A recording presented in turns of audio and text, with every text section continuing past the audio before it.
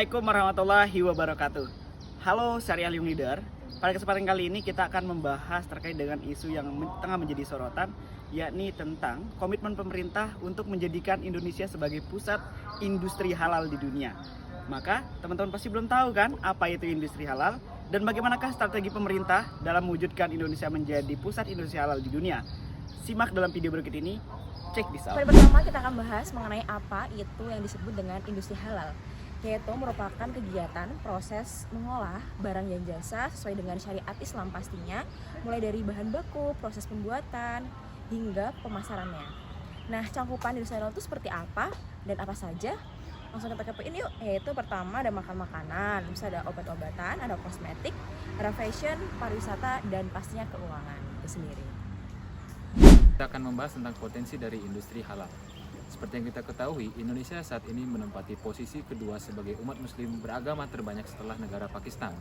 Momentum ini sangat bermanfaat untuk mengembangkan industri halal dalam perekonomian syariah.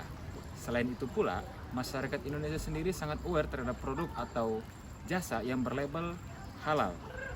Dan tidak dapat dipungkiri, dengan dukungan mayoritas beragama muslim di Indonesia saat ini, menambah permintaan dari barang atau jasa terhadap produk yang berlabel halal.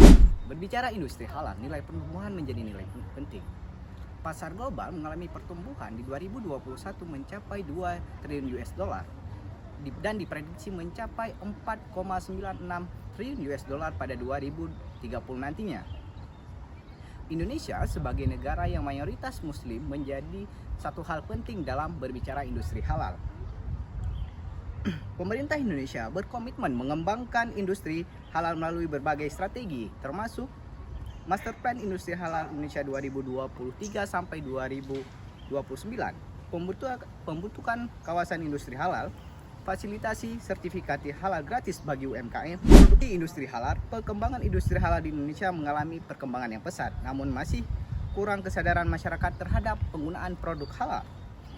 Infrastruktur logistik yang belum memadai, keterbatasan sumber daya manusia yang terampil. Industri halal di Indonesia menjadi prospek yang sangat luas ke depannya. Hal ini didorong oleh 5 faktor yang mendukung adanya hal tersebut.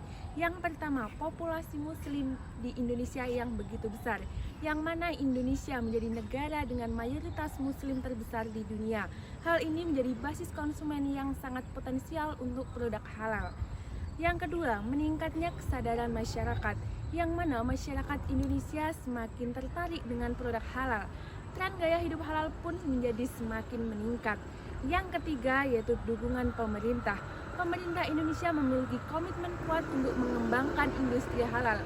Hal ini terlihat dari berbagai kebijakan dan program yang telah dicanangkan, seperti pada program Master Plan Indonesian Halal pada tahun 2023 hingga 2029. Yang keempat, pertumbuhan ekonomi syariah global, yang mana ekonomi syariah yang mencangkup industri halal sedang mengalami pertumbuhan pesat secara global. Indonesia menjadi peluang untuk menjadi pemain utama dalam bidang tersebut. Selanjutnya ada di verifikasi produk halal. Industri halal tidak hanya terbatas pada makanan dan minuman saja, tetapi mencangkup hal lain seperti pariwisata halal, kosmetik halal, dan fashion muslim. Yang selanjutnya yaitu di verifikasi ini juga membuka peluang yang lebih luas bagi pertumbuhan industri. Dan yang terakhir yaitu digitalisasi. Tidak dapat dipungkiri bahwa teknologi digital dapat mendorong efisiensi dan jangkauan industri halal. Platform e-commerce syariah dapat memudahkan masyarakat menemukan dan membeli produk halal. Tahap proses sertifikasi halal. Pada tahap proses sertifikasi halal melibatkan 3 pihak.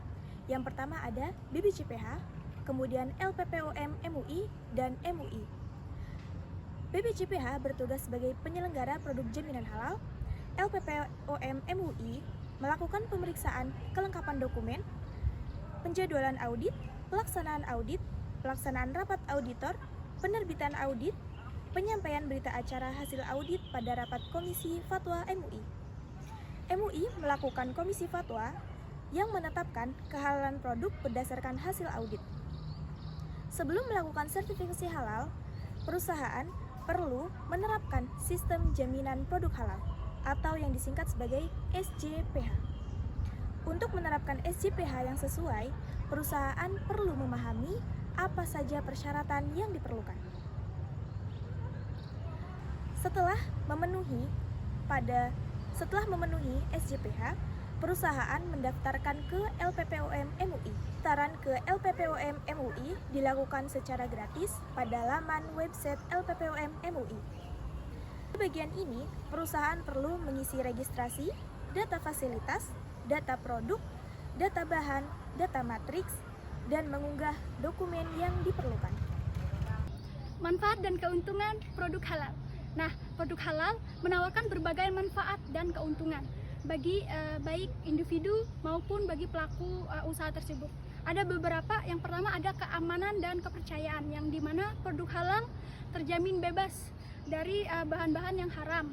Yang kedua ada kesehatan dan kualitas, yang dimana produk halal umumnya diolah dengan bahan-bahan yang berkualitas tinggi dan higienis.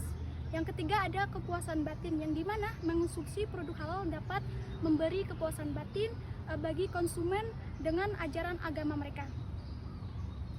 Nah, bagi pelaku usaha salah satu adalah untuk memperluas pasar, yang dimana sertifikasi halal membuka peluang bagi pelaku usaha untuk menjangkau pasar yang lebih luas, terutama konsumen muslim yang semakin dasar akan pentingnya produk halal. Nah, selanjutnya apa sih tantangan dari industri halal di Indonesia itu sendiri? Yang pertama, tantangan terbesar bagi Indonesia dalam pengembangan industri halal yaitu minimnya kemampuan dalam menggait minat muslim milenial dunia untuk menjadi konsumen produk halal di Indonesia. Hal ini terjadi dikarenakan masih minimnya daya tarik yang ditawarkan dari produk halal yang ada di dalam negeri. Sebaliknya, Indonesia menjadi rebutan sasaran pasar produk halal bagi negara-negara asing. Tentu, ini akan menjadi bumerang bagi Indonesia jika tidak ada langkah cepat untuk menindaklanjuti problem ini.